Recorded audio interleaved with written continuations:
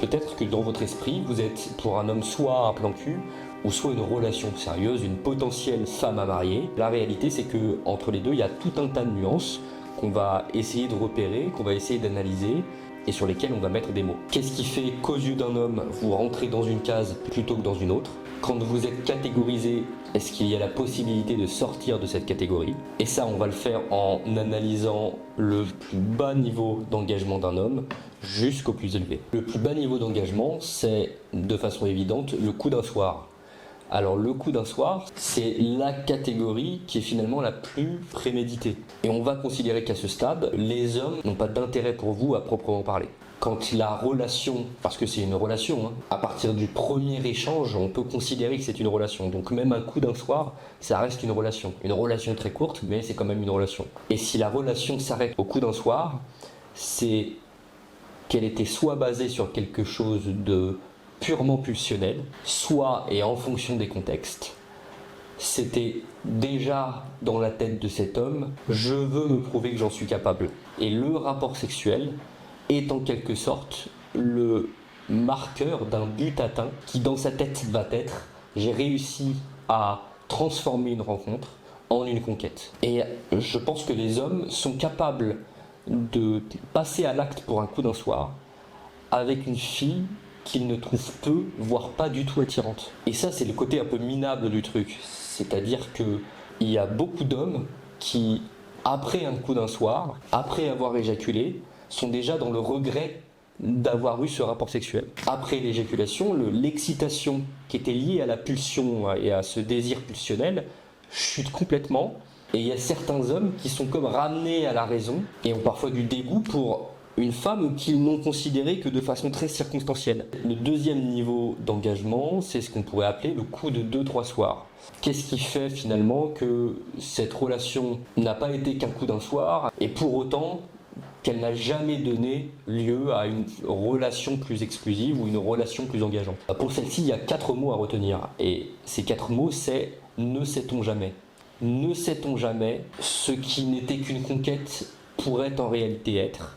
Ne sait-on jamais le potentiel que cette relation a? Ne sait-on jamais peut-être que dans les circonstances de la rencontre, il y a des choses que je n'ai pas vues, des choses que j'ai mal anticipées et qui peuvent me faire voir cette femme ou cette relation sous un autre angle. Et donc c'est se laisser finalement la chance, l'opportunité que cette histoire et cette relation donnent lieu à quelque chose d'autre. Mais ça peut être aussi avec pour objectif de se conforter dans l'idée que cette relation n'ira pas plus loin. Là, on est déjà dans quelque chose qui est beaucoup moins prémédité que le coup d'un soir ou la conquête. Mais moi, ce qui m'intéresse le plus, c'est le niveau d'engagement suivant.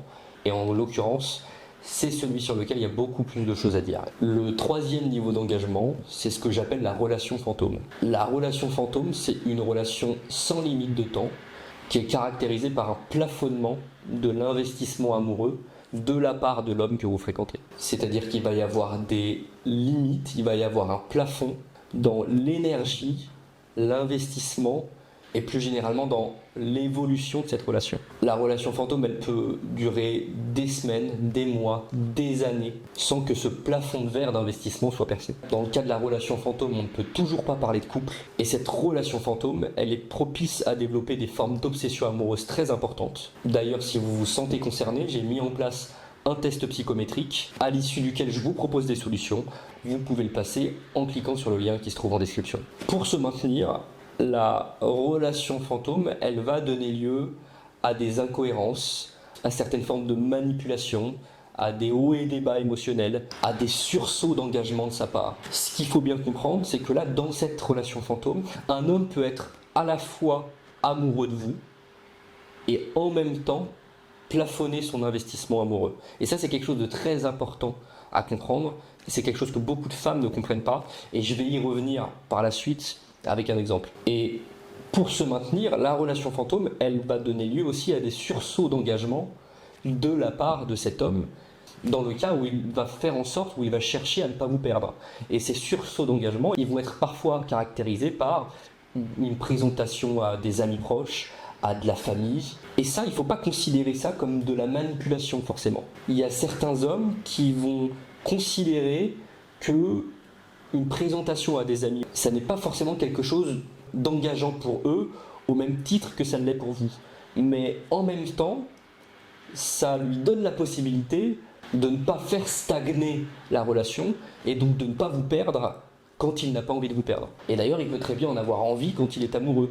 Et il y a beaucoup de raisons qui pourraient expliquer pourquoi est-ce que on est bloqué dans une relation fantôme, pourquoi est-ce qu'il n'arrive pas à en sortir, pourquoi est-ce qu'il plafonne son investissement amoureux. Je pense que je pourrais creuser le sujet dans une vidéo qui serait très très longue, mais ce qu'il faut comprendre, c'est qu'il y a deux grandes raisons. C'est que soit il y a quelque chose qui ne va pas de son côté, par exemple une indisponibilité physique ou émotionnelle, soit il y a quelque chose chez vous qui le bloque. Et j'ai l'exemple d'une cliente qui est restée longtemps dans une relation fantôme avec un homme, et elle a mis des mois avant de comprendre pourquoi est-ce que cet homme plafonnait son investissement. Et la réponse à cette question, elle tenait en deux mots, c'était trop vieille.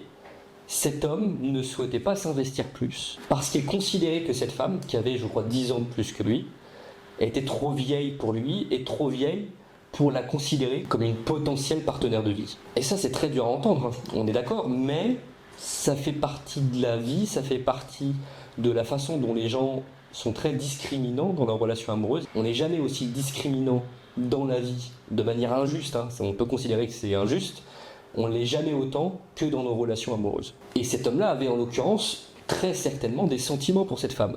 Mais les sentiments n'étaient pas suffisants pour la faire passer au stade supérieur. Il faut savoir que tant que vous serez bloqué dans cette relation fantôme, vous resterez en concurrence permanente avec les autres femmes. Je pense qu'il faut presque considérer que quoi qu'il en dise, il y a toujours le risque que cette relation ne soit pas exclusive. Donc tant que vous serez bloqué dans cette relation fantôme, cet homme sera dans un arbitrage permanent entre cette pseudo-relation qu'il a avec vous et de potentiels autres partenaires de vie. Tant que vous serez bloqué dans cette relation, tant que vous resterez dans cette relation, vous ne serez finalement considéré que comme un second choix de vie. Cette relation, elle ne sera jamais formalisée, elle sera toujours floue, il n'y aura jamais de mots clairs qui seront mis dessus. Vous serez enfumé en permanence de façon à ce qu'elle perdure, parce que lui n'aura aucun intérêt tant qu'une autre ne vous a pas remplacé à mettre fin à cette relation. C'est pourquoi je vous encourage vivement, si vous y êtes bloqué, à prendre du recul et à prendre vos dispositions quant à l'issue de cette histoire. Le quatrième niveau d'engagement, c'est la partenaire de vie. Et là enfin, on peut parler de couple, quelle que soit la durée. Un couple, il peut durer 2 mois, et une relation fantôme, qui n'est pas un couple, elle peut durer 3 ans. Donc finalement, la durée n'a rien à voir avec la notion de couple ou de relation. Il y a tout un ensemble de règles qu'on pourrait lister de manière plus ou moins exhaustive qui définissent ce qu'est un couple fonctionnel. Un couple fonctionnel, c'est des intérêts qui convergent, des compromis qui sont trouvés de la part des deux partenaires, un équilibre global, une cohérence sur la durée et une amélioration continue sur la manière dont on fonctionne et sur ce qu'on fait pour le couple. Et je vais vous dire une chose, ce dont on parle là, il y a de plus en plus de gens qui n'ont jamais connu de leur vie. Il y a des gens, des hommes et des femmes, qui à 30 ans n'ont jamais connu le couple et n'ont connu que des coups d'un soir et des relations fantômes. Donc c'est à vous de prendre conscience qu'une relation stagne, de prendre conscience qu'une relation ne répond pas à vos attentes, de prendre conscience que parfois peut-être une relation vous enlève plus qu'elle ne vous apporte, et d'apprendre à y mettre fin. Parce que plus vous resterez bloqué dans des relations qui ne fonctionnent pas, plus vous augmentez les probabilités de passer à côté d'une rencontre qui, elle, vous apportera ce qui aujourd'hui est le meilleur pour vous. Et encore une fois, dans le cas d'une relation fantôme, n'attendez pas que ce soit l'autre qui mette fin à la relation. La plupart du temps, il n'a aucun intérêt à ça. Aucun.